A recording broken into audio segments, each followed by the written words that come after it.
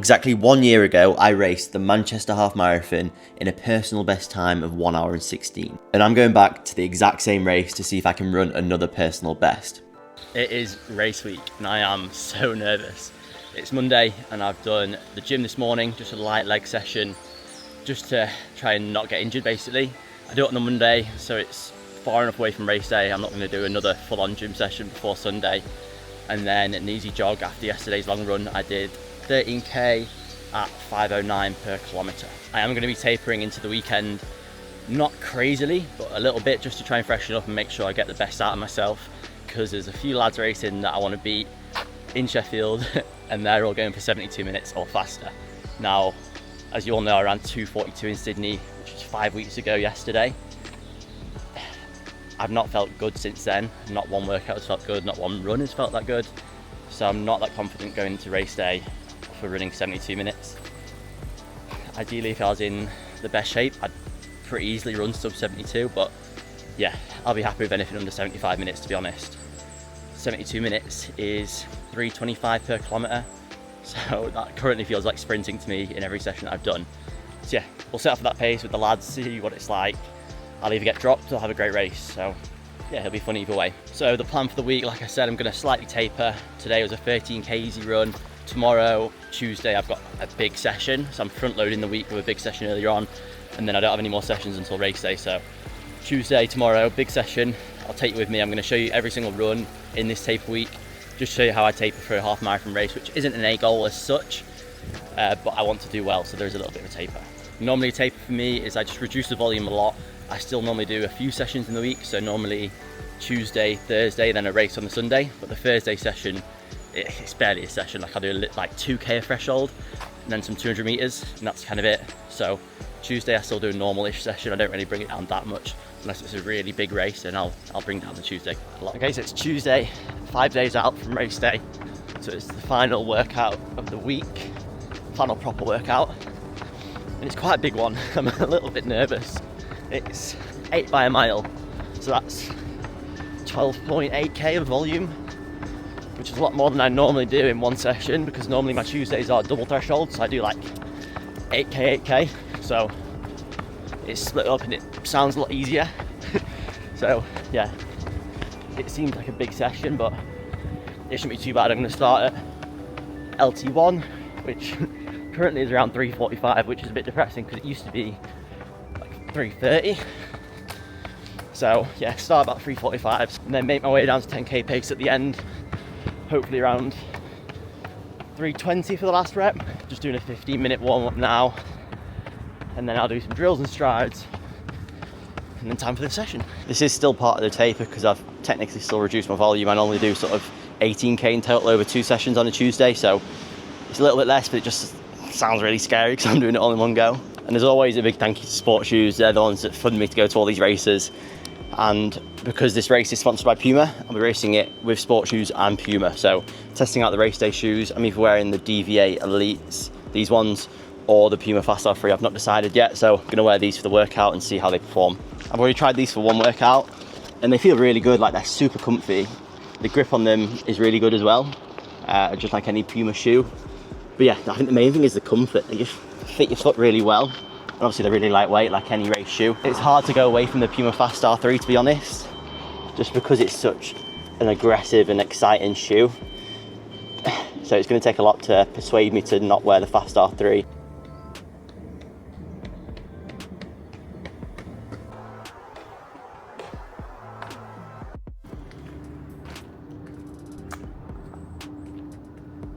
Okay, that's the workout all done. 8 by a mile. Started at 3:44 per k and finished at 3:24 per k. So yeah, pretty happy with that. I was really working towards the end. Hopefully that's half marathon pace, 3:24, but it was feeling pretty hard today, so I don't know how to feel on Sunday. The DV8 Elites actually felt really good, super stable, really fun. But yeah, I'm still going for Puma Fast R3 currently, but you'll have to wait till race day to find out what shoe I wear. The heart rate was where I thought it would be today, sort of 161 for the 340s, and then when I was on at 3:24 it was at like 170, so yeah, not too bad. We're getting there. protein shake straight after the workout, and then I'm gonna drive straight to the sauna now, jump in the sauna for 15-20 minutes, try and get that EPO booming. So it is Wednesday and the legs have pulled up pretty well after yesterday actually. The session went pretty well and yeah, I'm feeling good today. So the plan is to do 8 to 12k. It's probably going to be near 8 just because the session was quite big yesterday. But currently for me, nothing feels easy. So my heart rate's already at 140 and I'm doing over 5-minute Ks. So I reckon I'll only do 8k today. Don't want to push it, don't want to do too much. And I really want to be fresh for Sunday. And after every run at the moment, I'm doing 2 things which I feel like are really helping my recovery. One is the sauna, and number 2 is cherry tart juice. The stuff that you see Pogacar and all the Tour de France cyclists drinking in that dark red liquid after every stage of the Tour de France, because it is that good for recovery. So I've started to drink that after every workout or in the evenings because it really boosts sleep and recovery. This is the tart cherry juice that I drink. I get it from Waitrose for £6 for a litre, so it's quite expensive. So yeah, it's pretty pricey. There's loads of companies that do it. Some do it in gels, so you can get like a little gel and put it in some water. This is just like a juice that you have. I have 260 ml, so this does about 4 servings. So 4 nights I'll have this in a row, so I've got another litre. I'm preloading it before the race to try and just improve my recovery, and there are some studies to show that you can preload it to really sort of boost it. I know they say to try nothing new on race day, but I need every little thing that will help me for this race. So yeah, tart cherry juice, and then I might also get some beetroot shots, and then I'm gonna have some Nomio, the little broccoli sprout shots as well, which I'll show you, and I'm gonna have some bicarb as well. So yeah, I'm really throwing the kitchen sink at this race. So on to the final countdown to race day now. 3 days out, it's Thursday, and for me that means a mini taper session. By that I mean very mini. It's 2k at LT1, which is like the lower end of threshold, so slightly slower than half marathon pace. Heart rate just over 160 hopefully, and pace doesn't really matter, it's all about your heart rate. Then I have a little rest, and I've got 6 by 200 meters. Just hard, no real pace goals, just get the body moving, feel good, really focus on my form, and yeah, that's really it for a Thursday before a race for me. I don't like to do too much, but saying that, I don't like to do too little. I see a lot of people do a session on a Tuesday and then they'll just jog the rest of the week. But I find when I do that, my legs just feel a bit heavy and I just feel sluggish. So for me, doing like a mini taper session on a Thursday is just so good. Like, it's not gonna fatigue me, not gonna use up too much energy, but just gets my biomechanics and my like neuromuscular connections firing, and it just feels good. Okay, like I said, straight after every workout, get the magic juice into me, the cherry tart juice. This stuff is incredible. I'm too sweaty to open the lid. There we go. Fuck. Oh yeah. I've gone from splitting the G to splitting the cherry tart juice. What is my life? This must be like the only recovery hack that actually tastes nice. Like all the other shit, beetroot shots, bicarb, that Nomio broccoli sprout stuff, all tastes like ass, whereas this actually tastes nice. So after every run and workout that I've been doing for the past 2 weeks, I've been going in the sauna religiously, and it's just amazing. Like, you feel so fresh after it, and the day after going in the sauna, it's an absolute game changer. And the research out there for passive and active heat training is huge. So yeah, I'm doing all I can with the passive stuff at the moment, and then after the half marathon I'm probably going to introduce some active heat training. Okay, so we've made it to the most important day of the taper. It is Friday. Rest day also means haircut day. I never know what to do with myself on a rest day. I hate rest days, but getting a haircut is something that's going to make me feel good. Hopefully makes me race faster, because if you look good, you feel good, you race good, or whatever people say. I had an absolute nightmare this morning though. I was on the way to the hairdressers and I got my shaver out to shave my beard off, because I do it before so he didn't have to do it, and my shaver ran out of charge within the first 10 seconds. I managed to get like a little bit done around here, so I look like an absolute idiot. I'll show you the clip here. So I'll show you what it looked like and what my barber had to deal with when I walked in. Not ideal. Yeah, got the piss taken out of me for that. But yeah, I've been set a rest day by the coach. My body tends to respond really well to a rest day, so we put it in before a race, not the day before, because I like to do a shakeout the day before. So today's a full rest day. Tomorrow I'll do 6K easy and then some strides ready for race day. But hopefully this rest day gives me sort of the oomph I need to start feeling good again, because I've just felt rubbish ever since Sydney Marathon. But I do struggle with rest days. I don't know how people do it all the time. My brain just doesn't like it. I have to do some sort of exercise, whether it's a big walk. Obviously I'm not going to run. I'm probably not going to do any sort of cross training. I want to use a rest day to actually get benefits from it, but I will head to the gym, do some stretching, some mobility, jump in the sauna just to get all the muscles nice and loose and the joints ready to race. I do mobility. I try to do mobility a bit more, especially when I'm racing. When I'm not racing, I don't do it that often. But when I'm racing, I'll do it 3 to 4 days in the lead up every day, and it gets me feeling really good for race day. So that's something that I do. So I've just got my hair cut and I'm gonna go for a coffee, have that, and then head to the gym, do my mobility, sauna, and I'll catch up with you there. Actually, before I go, I'll show you the fresh trim for the race day. Nice and aerodynamic mullet. Got the mustache and mullet. You're gonna get the shades on, so like every other run influencer. You gotta wear the uniform.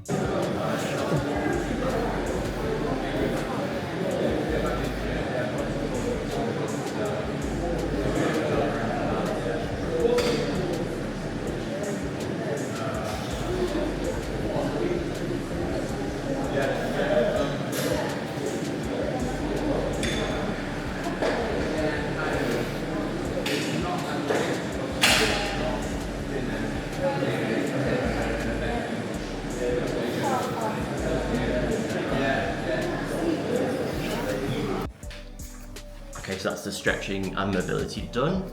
Did a little bit of core and abs as well, because I always neglect it. So, literally did about 20-25 minutes, and now head into the sauna. I'm gonna do 20 minutes in there as well, and stretch a little bit in there. And then I'll head home, get some food in me, and then travel to Manchester early tomorrow morning for the shakeout. See you there.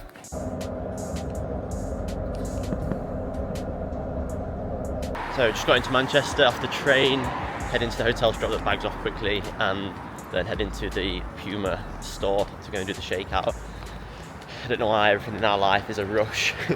We've got 10 minutes to get from the station to the hotel, and then I've got to run to Deansgate, so yeah, it's going to be a tight one to say the least. So the shakeout is all done, did about 8k. The jog with Puma was really slow. It was like 6:30s to 7 per k, which is a bit too slow for me. So I did a little bit after it as well, and some strides. So we're just checking into the hotel. Let's go see what the room is like.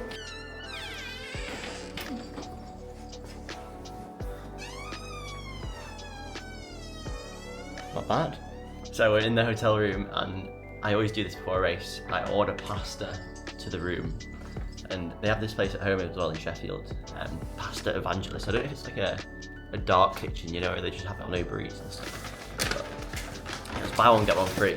So I got 2 pots of truffle cacio pepe pasta. So it's like £13, which is an absolute bargain. So yeah, I'm gonna scan this, and then I'm gonna go and meet some of our friends at Pizza Pilgrim. Okay, so I've got all the kit laid out on the hotel room floor, obviously, as you do. So I'll talk you through it. Obviously, full Puma kit, nice and bright as always, got to wear the brightest colour out there. Puma Fast R3, very excited to wear these again. I've not actually worn these in an official race, so excited for that. And then in the morning, these are my race essentials. Got the OTE caffeine super gel, so that's 40 grams of carbs and caffeine, so I'll probably have that pretty early on in the race, just so the caffeine starts to work, because I'm gonna take 3 of these 100 milligram caffeine tablets after breakfast, so, well, a bit after, so 45 minutes before the race, I'll take these, so they kick in at the start of the race. Also take my bicarb from the guys at Fly Carb, 2 hours before the race. That is essential as well. This is probably the most important. Diarrhea relief. Can't even afford Imodium anymore, so it's got to be the Boots own brand. First time doing this as well, got a Beat It beetroot shot.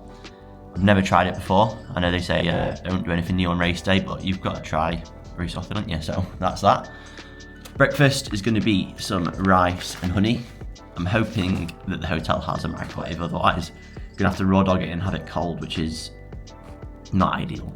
And none of that Tilda rice stuff that Hugo Fry eats, because we don't mess around with that. Banana for after this. I'm going to have it sort of an hour before the race, so this will be 2.5 hours before, and the banana will be sort of an hour before. So keeping the carbs sort of loaded up. And that's it really. The race kit is ready to go. So I'll see you out there at 9 AM tomorrow morning. Good morning. It is race morning, and I've realised there's no microwave in the hotel. So I've got sticky rice I need to microwave. So I either have it cold, or I'm gonna put it in the kettle to see if I can boil it. I am an absolute genius.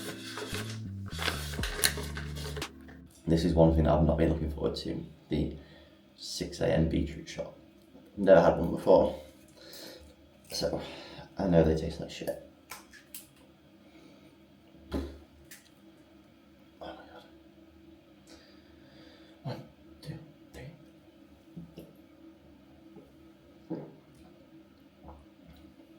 Oh, that's not that bad. Take it back. Okay, it's the moment of truth.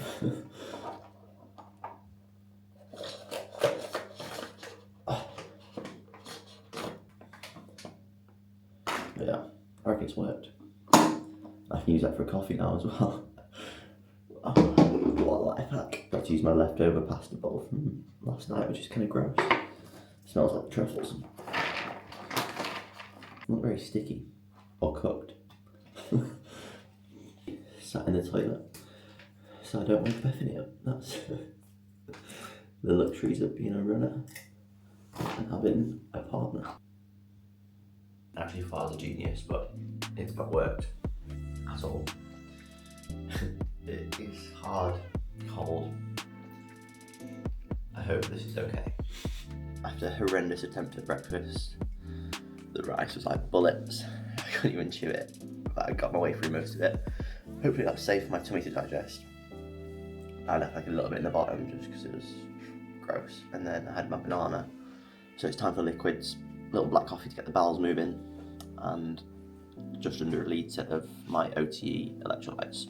And once I've got these, I've got to go and meet the sports shoes team at the start line, like an hour and a half before. So I need to leave here in like 15 minutes to get there on time. So I'll see you there.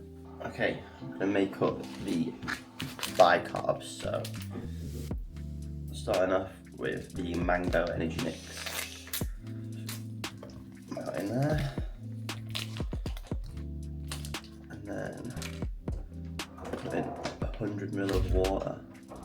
They don't have to fill line anymore. Oh, they do. I kind of ripped it. I've ripped the fill line on the packet, so I might have to guess 100 ml. The lovely consistency, which looks like, yeah, I don't need to tell you what it looks like, I'll show you in a second. Look at this stuff. Yeah. 6:53, so you have to have it 2 hours before, so 2 hours and 7 minutes is in the window. Let's get it down the hatch.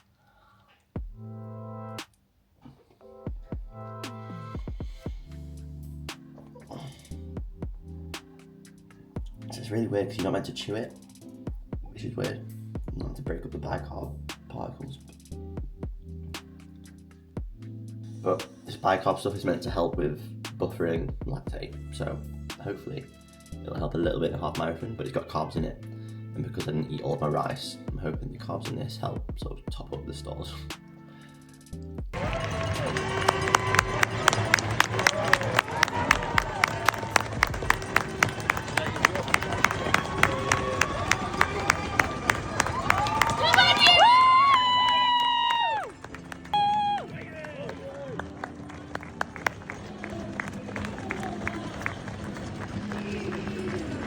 he is.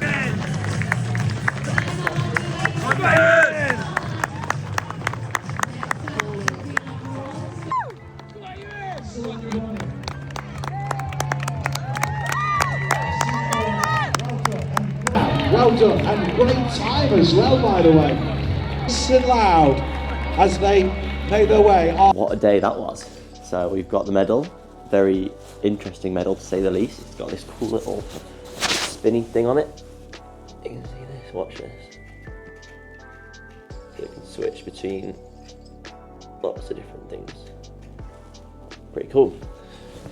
Yeah, I mean, I'm not super chuffed with the race.